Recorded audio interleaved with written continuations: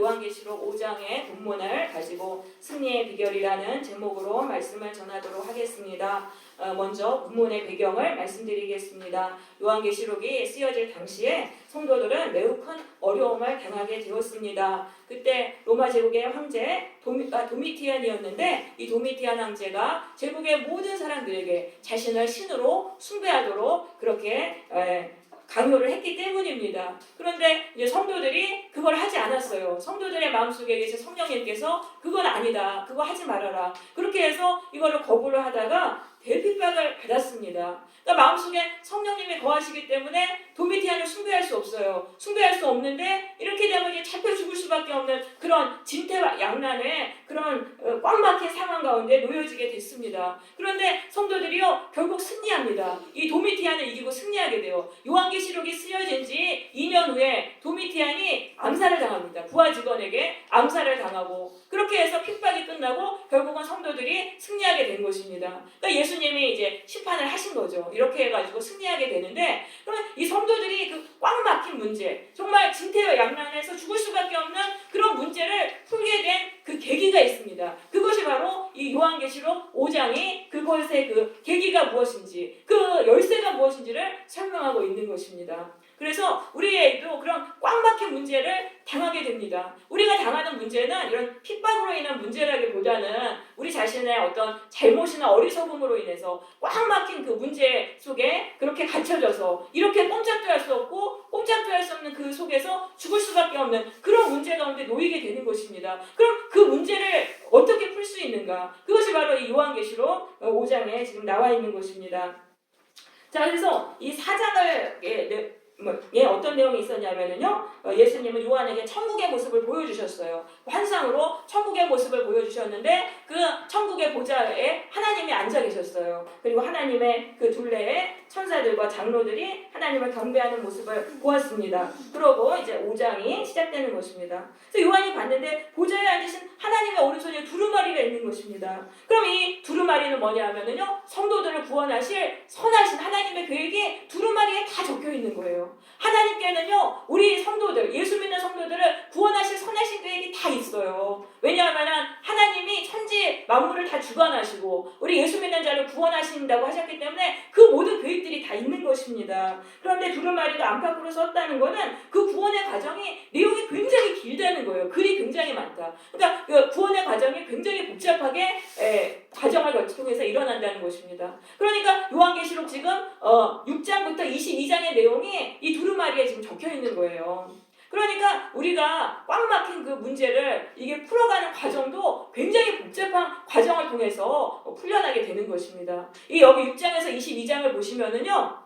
이제 그 악한 자들이 심판을 받습니다. 도미티안의 악한 세력들이 심판을 받는데 사탄이 만만치 않은 거예요. 사탄이 만만치 않으니까 반격을 해가지고 더 성도들을 핍박 속으로 더 밀어넣습니다. 그렇게 되고 간교를 한 계략을 꾸미고 그렇게 엎치락뒤치락 하다 결국은 성도들이 구원을 받는 것입니다. 그렇게 긴 그 여정을 통해서 그 과정을 통해서 구원을 받는 거예요. 그럼 우리에게 풀려진 우리에게 있는 인생의 문제, 이 꽉 막힌 문제를 푸는 것도요 그렇게 단순한 것이 아닙니다. 수많은 과정을 통해서 그 안에 하나님이 세우신 그 시나리오가 있어요. 그것이 하나하나 이루어지는 그 과정을 통해서 이렇게 이제 풀려지는 것입니다. 자, 그런데 그 7인으로 봉해졌다는 것은 하나님의 그 선하신 계획이 전혀 시행되지 않고 있는 거예요. 이게 봉해져야지 그때부터 성도에 대한 구원이 일어나는 거예요. 지금 꽉 막힌 상황 속에서 하나님은 전혀 응답도 하시지 않으시는 이제 그러한 상태를 지금 말하는 것입니다. 자, 그런데 이제 보니까 힘 있는 천사라고 있어요. 이제 서열이 높은 천사가 이제 외쳤어요. 누가 두루마리의 인을 펴기에 합당하냐? 근데 아무도 펼자가 없는 거예요. 그러니까 이제 요한이 너무 안타까워서 울었어요. 지금 성도들은 죽어가고 있어요. 도미티안에게 핍박을 당하고 순교를 당하고 죽어가고 있는데 거기서 하나님은 이 구원의 계획을 실행하지 않고 계신 거예요. 그러니까 기도해도 참 답이 없는 그런 상태. 그럴 때는요 울어야 돼요. 그런 상황엔 울어야 되는데 울면은 이제 답을 받게 됩니다. 그러니까 이제 요한이 울었더니 장로 중에 한 사람이 이제 말을 했습니다. 답을 준 거예요. 유다 지파의 사자 다윗의 뿌리가 그 7인을 떼시리라. 그 유다 지파 다윗의 뿌리라는 거는 바로 이제 예수님입니다. 예수님이 그 인을 뗄 수 있다. 예수님이 그 성도들을 구원하는 그 일에 실행하실 수 있다. 우리가 너무나 답답하고 꽉 막힌 상황 속에서 하나님도 아무런 답을 주시지 않는 그런 상황 속에서 울며 기도할 때 그때 깨닫는 거예요. 성령을 통해서 내 문제를 해결해 주실 분은 예수 그리스도시구나, 예수님이시구나, 이거를 이제 깨닫게 된다는 것입니다. 그러면서 예수님에 대해서 어떻게 설명을 하고 있냐면은 유대지파의 사자 다윗의 뿌리라고 말하고 있습니다. 유대지파의 사자 라이언이에요. 라이언은 유대 계시 그 문학에서 메시아를 상징합니다. 유다지파 출신의 그 메시아를 말하는 것이고, 다윗의 뿌리라고 되어 있는데, 뿌리라는 것은요, 그루터기, 나무가 잘린 그루터기가 있지 않습니까? 그 그루터기에서 새로 돋아난 그 작은 가지를 말하는 것입니다. 그러니까 이건 뭐냐면은 다윗 왕조가 끊어졌잖아요. 바벨론에게 끊어졌는데, 그 끊어진 다윗 장소에 그 왕조에서 오시는 그 메시아, 바로 예수 그리스도를 말하는 것입니다. 자, 그래서 그 다윗의 뿌리가 이겼다 그랬는데, 자, 갑자기 뭐가 나타났냐면은 이 요한의 눈 앞에서는 일찍이 죽임을 당한 어린 양이 나타났어요. 이거는 처참하게 도살당한 어린 양, 바로 십자가에서 죽임당하신 예수님의 모습을 보았던 것입니다. 예수님이 바로 이 하나님이 보내신 메시아인데, 예수님이 그 심판의 두루마리를 떼실 수 있다는 거예요. 성도를 구원하실 그 두루마리를 떼실 수 있다라고 말을 한 거예요. 그랬는데 여기서 보니까 근데 왜 뗄 수 있냐면 이겼으니까. 5절에 보면 이겼다라고 돼 있어요. 그럼 이 이겼다는 건 뭐냐면요, 예수님은 사명을 죽기까지 완수했다는 것입니다. 예수님은요, 하나님이 주신 사명을 죽기까지, 십자가에서 죽기까지 그걸 끝까지 행하신 거예요. 그게 이기신 거예요. 그러니까 세상에서 이긴 거하고 하나님 안에서 이긴 거하고는 다른 거예요. 그 예수님의 사명은 뭐예요? 거짓된 유대교를 향해서 거짓에 미혹당해서 죽어가는 그 유대인들을 하나님의 진리를 계시하시고 바르게 알려주신 게 예수님의 사명이시잖아요. 그래서 유대교 틀렸다고 그거 얘기하시다가 결국은 유대교에게 핍박을 받으시고 십자가에 달려 돌아가셨지만 끝까지 그 사명을 행하신 거예요. 그게 바로 이긴 거예요. 근데 그렇게 이기면 어떻게 되냐면은요, 뭐를 받게 되냐면 6절에 보시니까 예수님께는 7뿔과 7눈이 있었다. 7뿔이라는 거는 성경에서 뿔은 권세입니다. 완전한 권세를 받으신 것입니다. 예수님은 하나님께 완전한 권세, 7이라는 거 완전한 권세를 받으시고, 7눈이라는 거는 이 7눈이 하나님의 7영이다. 성령의 충만을 받으신 것입니다.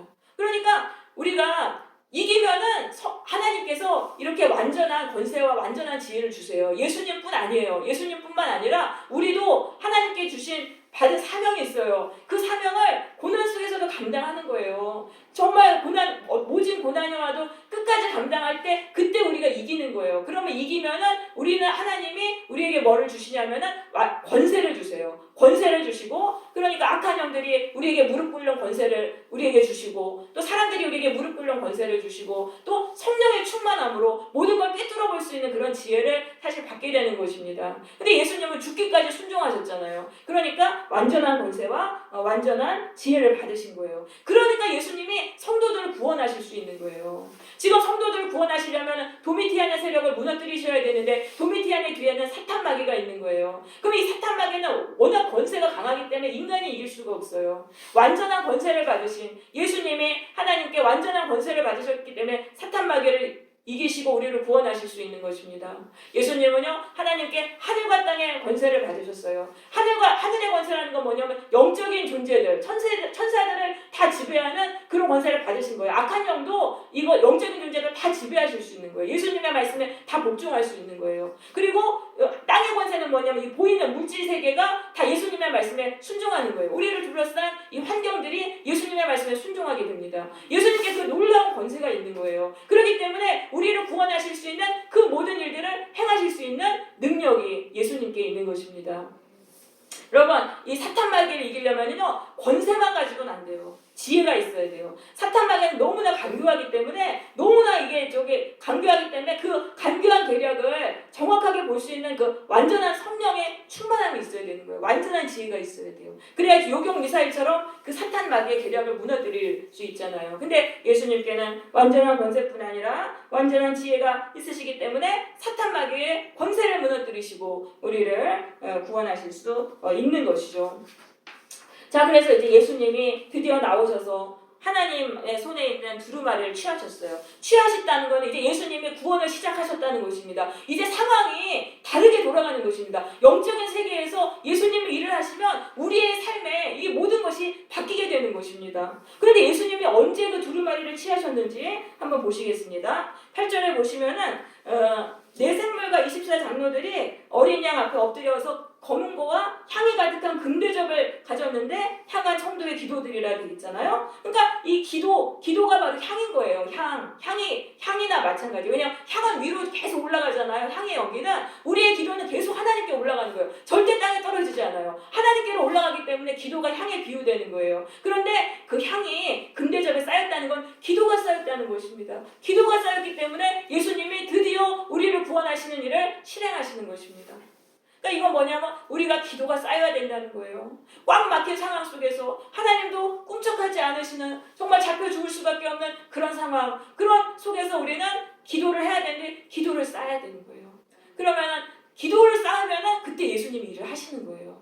그럼 나는 왜 기도하는데 왜 아무 일도 일어나지 않아요? 기도가 안 쌓인 거예요. 기도는요 반드시 올라가요. 향의 연기처럼 땅에 떨어지지 않고 올라가요. 그런데 그게 쌓일 때까지는 어떤 일도 일어나지 않는 거예요. 그러니까 기도를 우리가 쌓아야 됩니다. 그 기도가 딱 쌓이는 순간 예수님이 우리의 구원을 시작을 하시는 거예요. 그게 두루마리를 취하시는 것이죠. 자, 그럼 변화가 일어나는데 먼저 뭐가 변화되냐면 기도가 달라지는 거예요. 우리의 기도가 달라져요. 9절에 보세요. 그들이 새 노래를 불러 이르시되 두루마리를 가지시고 인봉을 떼기 합당하시도다. 자, 이 장로들이요 새 노래를 불렀어요. 새 노래라는 거는 새 기도를 말합니다. 기도를 노래로 불렀어요. 그러니까 그 입에서 새로운 기도가 나오는 거예요. 새로운 내용의 기도가 나왔다는 말입니다. 그러니까 어떤 내용이 나왔냐면은 예수님이 두루마리를 떼셨다 이런 말이 막 나오는 거예요. 예수님이 진짜 떼시니까 성도들의 입에서는 예수님이 그 구원의 두루마리를 떼셨다 그 말이 나오고 10절에 보면은 그들이 땅에서 왕노를 타리로다. 그들이 성도들이죠. 성도들이 이 세상을 지배할 것이다. 도미티안의 무리들을 다 박살내고 성도들이 지배할 것이다. 이런 승리의 말들이 입에서 나오는 거예요. 그러니까 예수님이 우리가 계속 기도하다 보면 어느 순간 기도가 뭔가 싹 바뀌는 때가 있어요. 그때 예수님이 일을 하신 거예요. 그러니까 내가 억지로 믿음으로 그거를 믿음의 기도를 하는 게 아니에요. 막 기도하다 보면은 갑자기 나도 모르게 내 입에서 믿음의 기도가 나오는 게 있는데 요거는 바로 예수님이 일을 하셨기 때문에 내 입에서 기도가 나오는 거예요. 여러분, 기도는 반드시 살아서 역사합니다. 그래서 반드시 기도하다 보면은 이 예수님이 역사하심으로 내 입에서 기도가 달라지는 그때가 있어요. 그때 바로 이제 응답을 받은 거예요. 예수님이 구원의 첫 단추를 시작을 하신 것이죠.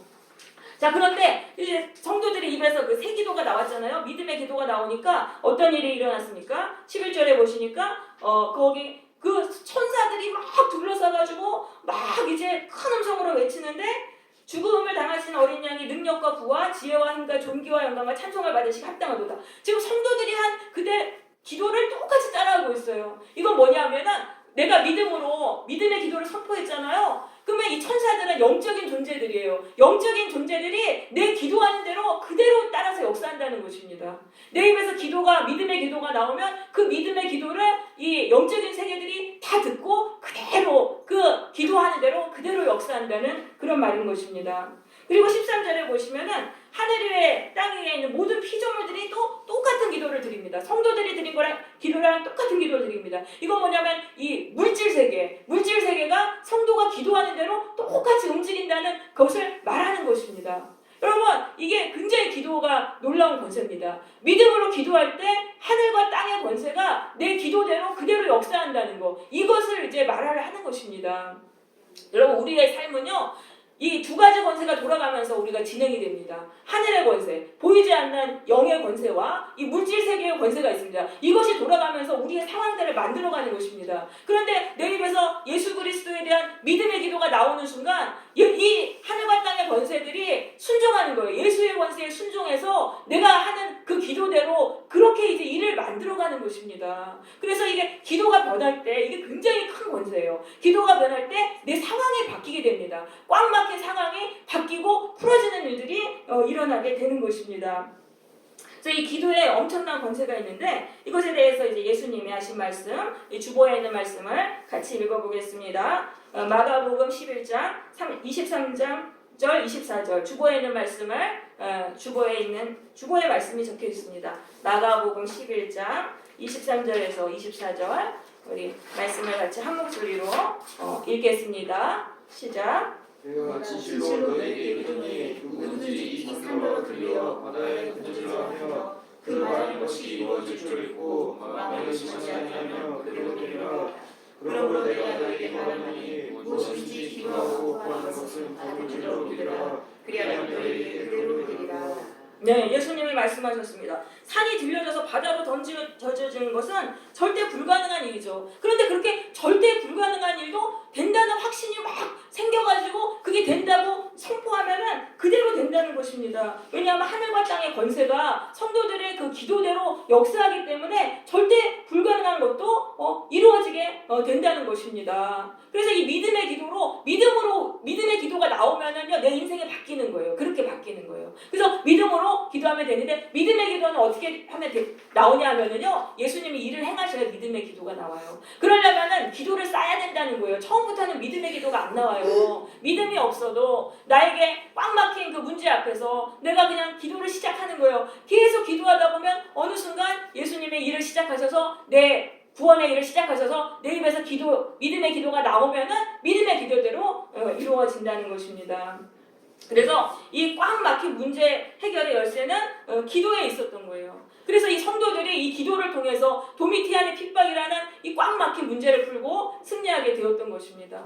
그래서 우리도 마찬가지예요. 우리에게 있는 이 꽉 막힌 문제, 이거 도저히 내 힘으로는 풀 수 없어요. 이게 내 자신에 만들어 놓은 거예요. 우리가 제때 이 문제를 풀지 않아가지고 이게 막 엉킨 거예요. 수없이 엉킨 이 문제인데 이걸 내 힘으로는 풀 수가 없고 그 문제 속에서 우리는 죽을 수밖에 없어요. 그럴 때 어떻게 해야 되냐면 계속 기도하는 거예요. 예수님께 계속 기도할 때 그 기도가 쌓이는 순간 예수님의 일을 하시면 이 기도가 바뀐다는 거예요. 기도가 뭔가 변화되면서 믿음의 기도가 나오면 그 믿음의 기도대로 우리의 꽉 막힌 상황들이 풀어지는 역사가 일어난다는 것입니다.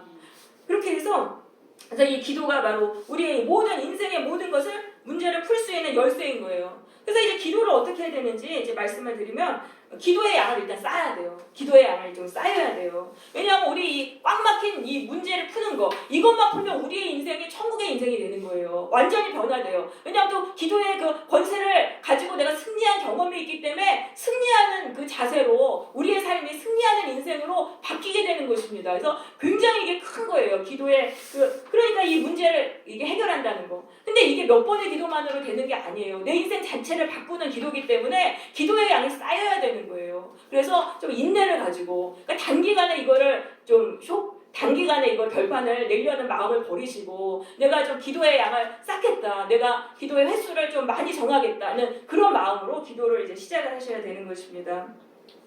그래서 이 기도가 사실 제일 중요해요. 기도를 통해 우리가 구원받고 기도를 통해서 예수님이 우리의 구원을 시작하시는 것입니다. 근데 이제 교회가 지금 기도가 죽었어요. 제일 큰 거예요, 이게. 우리 교회에서 기도의 불씨를 살려야 됩니다. 우리가 지금 요 교회에 보면 친교만 하지 않습니까? 이게 정말 잘못된 거예요. 다 죽어가는 거예요. 그래서 교회에 오면은 간절히 기도하고 여러분 교회에 오시면은 오시기 전에 오는 기간 동안에 기도하셔도 돼요. 간절히 기도하시고요. 또 예배 때 우리가 모여서 통성으로 합심해서 기도할 때 그때도 또 간절히 기도하세요. 기도가 이 문제 해결의 열쇠예요. 그래서 우리가 틈마다 기도를 해야 되는 것입니다. 자, 두 번째, 기도가 바뀔 때까지 기도해야 돼요. 기도를 똑같이 하는데 똑같은 기도만 나와요. 그래도 계속 기도하는 거예요. 그래서 어느 순간 기도가 바뀌는 경우가 있어요. 그렇게 되면 예수님이 역사를 하신 거예요. 그래서 기도가 바뀔 때까지 이렇게 기도를 하시는데 그러면 기도가 바뀌었어요? 뭔가 예수님이 일을 하신 거예요. 그럼 바뀌었으면 또 그 바뀐 기도를 계속 상황이 뭔가 달라져요. 뭔지 모르겠는데 뭔가 미묘하게 상황이 달라진 거예요. 왜냐하면 예수님이 일을 하셨기 때문에 하늘과 땅의 권세가 이동을 했기 때문에 내 삶이 뭔가가 달라진단 말이에요. 그럼 그 달라진 상황에서 바뀐 기도를 또 하는 거예요. 그러면 거기서 또 기도가 뭔가 또 바뀌면서 내 삶이 바뀌어지고 이러면서 꽉 막힌 문제가 점점 이제 풀리게 되는 것입니다. 그렇게 돼서 기도가 바뀔 때 여러분 그걸 좀 기록을 한번 해놓으세요. 내가 기도했는데 뭔가 성령이 주시는 생각으로 뭔가 내용이 좀 바뀌고 이렇게 됐다면 그걸 기록을 해놓으세요. 그게 기도 노트인 거예요. 그래서 나중에는 그게 꽉 막힌 문제를 풀고 나중에 그 기도 노트를 보면은 아 예수님이 이렇게 일하셨구나 이렇게 일하셨구나. 그러니까 이 꽉 막힌 문제가 풀어지는 거는 내 기도가 바뀌는 걸 통해서 내 기도가 조금씩 바뀌면서 그 기도를 따라 내 상황이 점점 풀어지면서 이 꽉 막힌 문제를 풀게 되는 것입니다. 자, 그 다음에 우리가 이제 기도해야 될 때 우리가 이 기도가 바뀌는 거를 캐치하려면은요 굉장히 영적으로 집중해야 됩니다. 이게 성령의 인도, 성령에 의해서만 민감하게 느낄 수 있는 것입니다. 기도가 맨날 똑같이 기도를 드리는데 어느 순간 기도가 싹 바뀌는 거, 이거는 영적으로 굉장히 집중해야지 이거를 캐치할 수 있어요. 그래서 신앙은 집중력 싸움이에요. 기도할 때 영적으로 엄청나게 집중해야 돼요. 여러분 긴 기간을 기도하는 것보다 물론 기도의 양은 쌓여야 되죠. 근데 긴 기간을 기도하는데도 영적으로 집중하지 않는 기도는 사실 그건 능력이 없어요.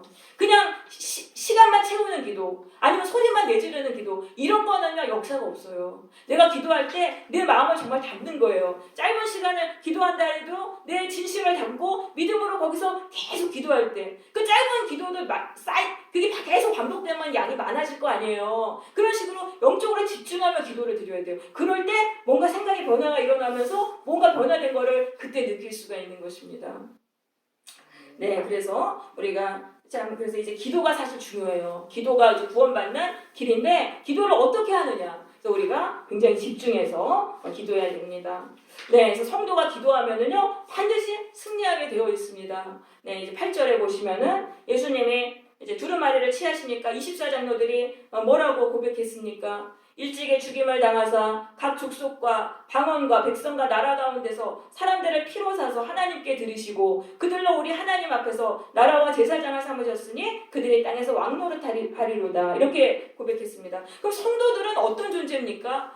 예수님의 피값으로 사신 존재예요. 하나님의 나라와 제사장이 되도록 사신 그런 정말 존귀한 존재라는 거예요. 그러니까 하나님의 나라라는 건 뭐냐면 하나님께 순종하는 하나님의 통치를 받는 사람이라는 것입니다. 하나님의 뜻대로 살아가는 사람이고 제사장이라는 건 뭐냐면 제사장은요 죄를 처리하는 사람이에요. 희생제물의 피로 죄를 처리하는 사람. 그럼 예수님의 십자가의 보혈로 죄를 처리하는 삶을 살아가는 거예요. 내 죄를 예수님의 보혈로 씻어내는 기도를 드리는 자. 그리고 또 다른 사람들이 죄를 볼 때 정죄하는 게 아니에요. 정죄하지 않고 예수님의 보혈로 그 죄를 계속 씻어주는 그런 기도를 드리는 그런 존재라는 것입니다.